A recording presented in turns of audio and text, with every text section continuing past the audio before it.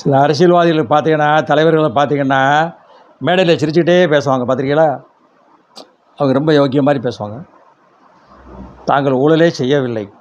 எங்களை மாதிரி ஒரு நியாயவாதிகள் தமிழகம் முன்னோடியாக இருக்கும்.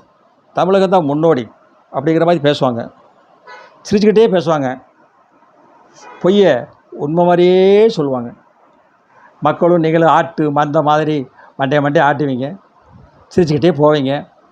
மக்களுக்கு என்ன ஒரு சிலர் இருக்காங்க, ஒரு சிலருக்கு வந்து அன்னதானம் போட்டாலே போதும், சோறு போட்டால் போதும்னு நினைக்கிறீங்க. சில பேர் சோறு போட்டால் போதும், ஓட்டுக்கு ஒரு 500 1000 கொடுத்தா போதும்னு நினைக்கிறீங்க.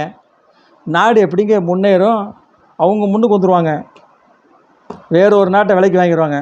நித்யானந்தா மாதிரி பார்த்துக்குங்க, எச்சரிக்கையாக இருங்க. வீட்டில் நகையெல்லாம் பத்திரமா வச்சுருங்க. நகையெல்லாம் வச்சுருக்கீங்களா?